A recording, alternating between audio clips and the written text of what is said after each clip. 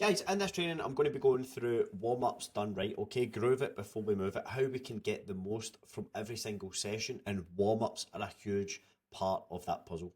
So what we're looking at here, minimum effective dose, why we need it, the injury longevity kind of angle, movement prep, the kind of stuff that I use generally speaking, mind muscle connection or activation, muscle activation, switching on the muscle, switching on the nervous system a little bit there, how to actually do it, how to warm up smarter, not longer, and the mistakes that kind of kill our sessions. Okay, so what we're looking at, overarching principle, write it on a post-it, stick it to the front of your head, getting the most from the least. That's what we're trying to get from a warm-up. How can I get the most amount of effectiveness from a warm-up? How can I be completely prepared to go in and perform at a high level in my training sessions without accumulating any unnecessary fatigue along the way? Okay, so that's the whole thing that we're looking for. So a bit of a general warm-up, just raising the heart rate, getting blood moving, a walk, a bike, a row, something like that. Just getting, we're just warming things up, warming the body up in general, or else an actual specific warming up warm up sets for that specific lift. If I'm squatting, the best way to warm up for a squat is by squatting. If I'm bench pressing, the best place to warm up for a bench press is by bench pressing. Okay, so these specific warm ups are very, very important for each individual exercise. Okay. So why do we need it? We need to ramp up the nervous system, okay? Because if you think about it right now, maybe if the weights you're lifting aren't so heavy, maybe say like you might be on the leg press, you might be doing 80 kilos, 60 kilos, 100 kilos, whatever it is. Think about if when the point when you get to 200 kilos, like you're not going to come out of the car, roll into the gym, chuck 200 kilos on the leg press, and expect to do anything substantial. Like look at the strongest people in the world, powerlifters or strongmen or anything like that. Like they just don't rock up to a 500 kilo deadlift and just try and rip into it. You have to ramp up to that. You have to ramp up your nervous system and basically wake your body up and say, hey, by the way, I know half an hour ago we were sleeping, or I know half an hour ago we were sitting on our arse. Now we're wanting to do some things here. We want to start moving a wee bit of weight. We need to get ourselves kind of ramped up and ready to go for this activity. So it's just driving that neural output to the muscles themselves. Okay, muscle and blood flow. So just increasing that muscle activation and raising that core body temperature, improving the pliability of the muscles as well a little bit there, and then moving the joints, getting that synovial fluid moving, getting everything warmed up. You know what it's like if you're over 30 and you start getting into the gym, everything creaks and cracks and things move a little bit. Then after you move a wee bit, the motion is the lotion kind of thing, and you feel a bit better as things go on. Okay, so from a longevity perspective against pliability, cold muscle fibers are obviously going to be far more susceptible to micro tears and even potentially some nastier stuff there as well. That joint prep, again, getting that synovial fluid. There is no pump for that synovial fluid.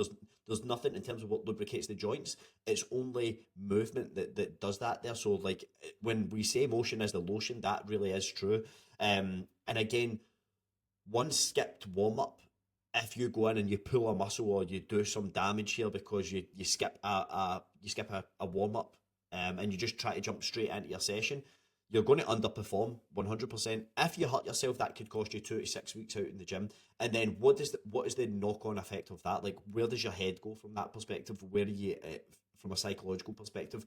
If you lost your momentum a wee bit, if you that head of steam that you've built up over a period of time, doesn't make sense to just give that up. Okay, so the things that I kind of like to do, a bit of band activation work, maybe even some stretching that I'll throw in there as well, some specific exercises that you'll see me put in, depending on what we're dealing with. If we're dealing with some shoulder stuff, shoulder and hips is where we're going to get most of the issues. So there might be some specific exercises that we throw in there. The CARs, the controlled articular rotations, which is something that I like to throw in either as a warm up or even just as a mobility drill. It's obviously in the app, accessible anytime as well. Fantastic for increasing that range of motion and increasing control over that range of motion as well. So these are all really, really good things that you're going to like to see me, or you're going to see me put into the programs in general. So if something's there, it's there for a reason. If it says optional, then it's optional. If it doesn't say optional, then I'm expecting that you're going to do that warm up. Okay. Now, when we talk about groove it before we move it, like when do we get good at the exercises? Because if we just go in and throw our working weight on the bar, which is obviously close to the maximum that we can do for the day, then we can't have we can't learn how to drive really well at 150 kilometers an hour. Like that's why you don't start a driving lesson and they're like, right, okay, first thing we're going to do is going to take you out in the freeway. Like, what? Holy shit! Like this, we're moving that far. Like, oh, we're moving that fast. Sorry, they take you out in the car park and they let you figure out where everything is and get an idea of how to navigate everything that works in a car and install it there and make mistakes there and all the rest of it. So this is what the idea behind warm ups as well is, like, we have to get better at the movements. So we have to use those warm up sets not as something we'll just try to rip through and get to our working sets. Like, I want to be following the exercise tempo. I want to be following the exercise video. I want to be following the cues from those videos as well. Am I feeling the target muscles working? Do I feel like the technique is improving, or do I feel like I've got good technique? So then when I get up to that warm up set, those working sets, I've ramped up. I know my form has been good throughout. I can feel the target muscles working. I'm confident because I've ramped up slowly or I've ramped up the weight to that working weight. Like, I haven't just went in and threw 100 kilos on the bar and let's just fucking see if it works out. Like, I'm just going to step it up. I'll do the bar. I might do 60. I might do 80. I might do 90. And the weights would obviously, the reps would decrease. So it might start at the bar for 10. It might be 60 for 8, it might be 80 for 4, it might be 90 for 2, it might be 100 for 1. And then I'm like, right, cool, I've touched my working weight for the day and I know that I'm good to go. And you would do that with minimal rest periods and in between as well, okay? And this is just a kind of overview of how that kind of, how I would kind of approach it. This isn't set in stone. And obviously, the deeper into your last two exercises or your last three exercises aren't going to need as much of a warm up as your first two. You know what I mean? Like, the deeper into your workout that you are, you're not going to need as much of a warm up, which should obviously make a bit of sense. So we're going to start somewhere between 40 to 50% of our working weight. So what's the working weight for the day? Okay, 40 to 50% of that, I'm going to do 8 to 10 reps. Does it feel good or does it feel shit? Does it feel good? Move on. Feel shit? I'll do it again. Then I got up to 60 to 65%. We don't have to bring a calculator here. We'll just add a wee bit more weight and get somewhere between a warm up weight and our working weight. We do 5 or 6 reps, maybe there.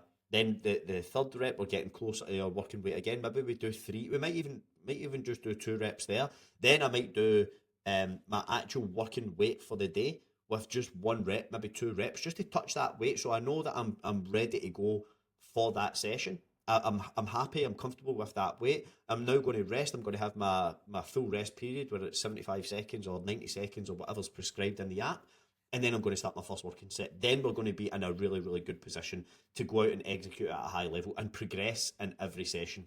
And again, this is just what I covered here. You know, by the time we get into third, fourth exercises, we might only need maybe 1 feeler set, 2 feeler sets, just something to just kind of feel our way into those exercises, and then we're pretty well ready to go. Sorry.